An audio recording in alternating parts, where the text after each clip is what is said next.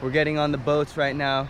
I'll be on Roberto's boat along with all the other divers and Tyra. We've got a kid's boat. I think they're going snorkeling, and a fishing boat, and they'll be pole fishing. But hopefully we have luck today. I have pretty bad allergies. My nose just has been running all morning long, all night long, and my eyes are just tearing up. No one had Claritin, and I didn't even think to bring allergy medicine because I never have allergies. Tyra took seasickness pills. I'm feeling weird. You feeling weird? Yeah, I feel weird. Oh no. But well, not like nauseous weird, just like tired weird.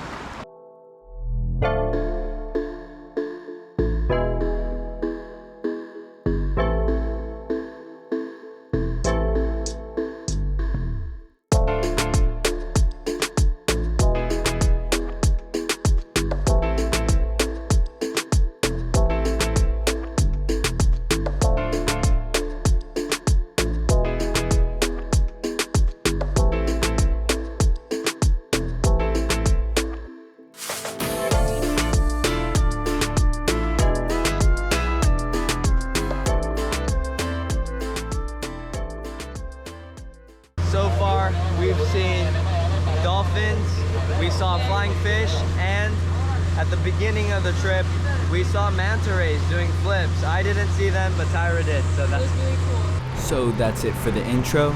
Let's get into the diving.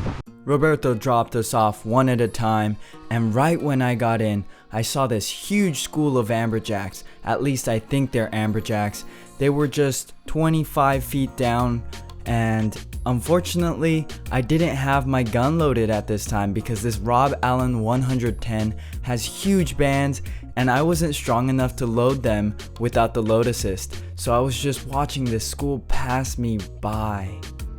Then, before I knew it, the first drift was over. We had been drifting in moderately strong current for around 15 minutes, and Roberto wanted to pick us back up and put us closer to the island. So I turned in my unloaded gun and hopped back in the boat. So for those of you unfamiliar with blue water spearfishing, you generally carry around a flasher or a string of flashers that attract larger fish because they think that they're prey, that they're small bait fish just swimming along on the surface.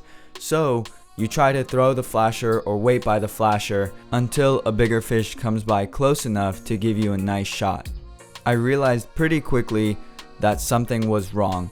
When I was diving, I couldn't get past 3 feet without my head just exploding in immense pain, and I didn't know what was wrong. I knew that it had happened before, but last time it was mask squeeze, so I thought it might be that, but even after adjusting my mask several times, I wasn't able to get down. So I hopped back into the boat, super bummed out, and I decided I wasn't going to dive for the rest of the day because it was too frustrating to just see these fish pass me and not be able to get to them, and also it wasn't worth the pain and possible damage to my ears. So I called it a day, super bummed out, and hoping that this wouldn't be the case for the rest of the trip. So I chilled on the boat with Tyra, and while we were sitting around talking, absorbing the view, all of a sudden one of the divers started screaming his head off, and he was going crazy. I was thinking that maybe he had shot something huge, or maybe he had stabbed himself with a knife or even shot himself. So we rushed over on the boat to go help him.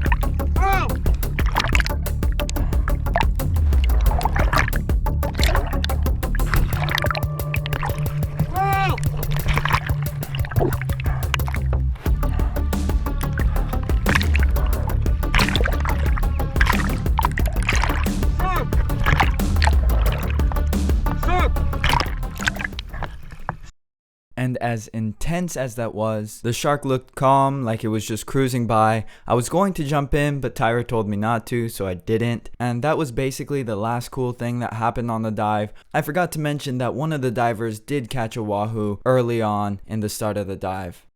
day 2 on the boat. We're going to be getting sardines and then going out for some mahi-mahi. We found a spot with tuna last time, so we might be trying to hit that up for some tuna. The thing is, they were around 60 to 70 feet deep, which is a bit deeper than I can go, and it's a bit deeper than everyone else can go. So hopefully throwing the sardines in will bring them up, but we'll see.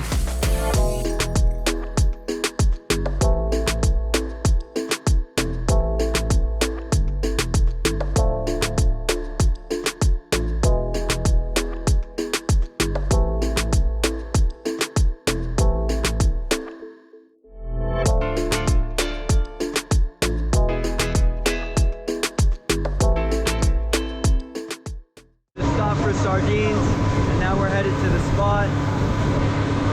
Last time it took around 40 minutes to get there.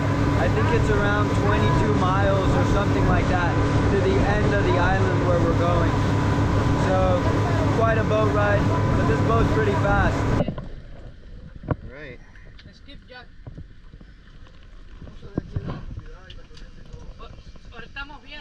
You try to get it away from the motor. Yeah, out this way.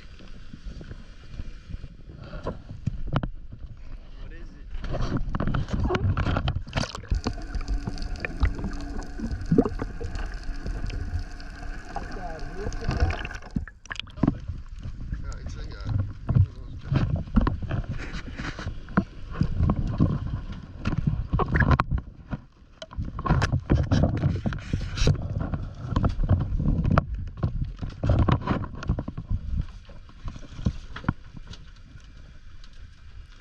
What is that? Este es el mentado barrilete. Barrilete azul? Este barrilete azul. Oh, that's a good one. Este barrilete. It's a blue skipjack. No, es skipjack. After securing the load assist, I was finally able to load one band, and when I was halfway through loading the other band, I looked up and I saw a silhouette of a wahoo coming right to me. During the extended period of time that I had been loading my gun, I had tucked in my flasher into my sensor vest that was just on my chest, and this wahoo was just coming right by, attracted to that light. As the wahoo cruised along, I knew it was way too far to take a shot, so I threw my flasher between us and I hoped that the wahoo would come closer.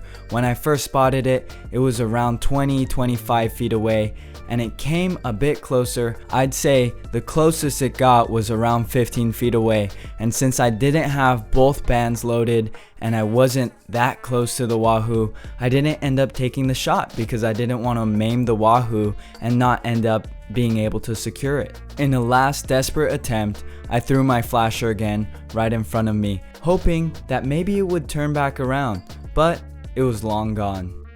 After doing so many drifts on the north end of the island, we decided to move spots because we saw no fish at all. Actually, one person ended up seeing a marlin, but it was way too far away to shoot, and it was also way too far away to see well on his GoPro video.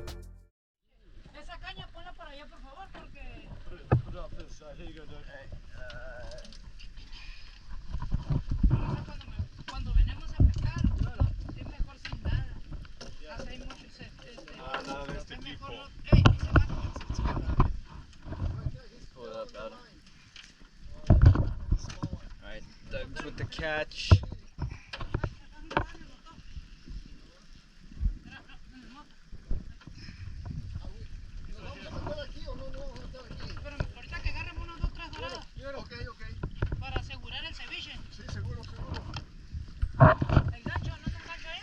Yep, aquí está.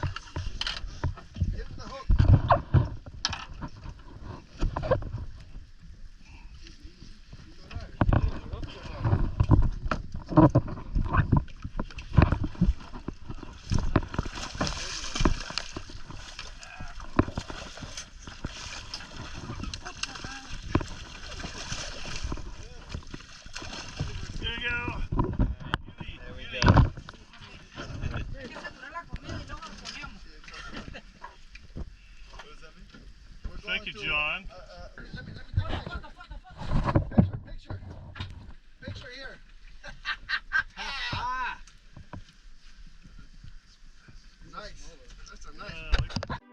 One method that is used to attract mahi-mahi, wahoo, marlin, and all the other sport fish that are in the blue water is that all the local guides set up these palm leaf branches or huge boxes with different shelters to provide a shelter for smaller fish out in the open, and therefore attract those larger fish that know that smaller fish will be hanging around different sheltered areas like that. But after the 3 baby mahi-mahi they caught, we didn't see or catch any other fish near those areas. So I decided that we were going to take one of the needlefish that we caught, and I was going to chum it up and try to get one of the bigger fish to come to me. As you can see in this video, I'm chumming it up, there's blood in the water, there's so much meat in the water, and on the bottom you can see some jacks just going crazy for it. Burleying is a method that I learned from Noob Spiro, and it's typically used to bring up fish that are really deep, such as tuna, up to the surface where you can actually target them. A bit later, we moved closer to the island and I saw this sea turtle. This wasn't the first time I've swam with sea turtles though. I've swam with them in Hawaii, but no matter how many times I see them in the water, they're majestic every single time. Out of the corner of my eye, I spotted this fish just passing by. It was a 5-foot long amberjack, but it passed way too quick to even think of taking a shot at it. And for a second dive in a row, I unloaded my gun and turned it in empty-handed. One wahoo that I saw going in, and the marlin that Mario saw going in on the first dive. We didn't really see much else. I did see, and a couple of the other divers did see, a couple huge jacks, but they were too far away to shoot, and we ended up catching those 3 small mahis that we saw in the water. So that's gonna be ceviche for today. I don't know if today's done or not. It might be, because it's already 1 o'clock and that's when we usually cut things off, but we're heading back and that's today.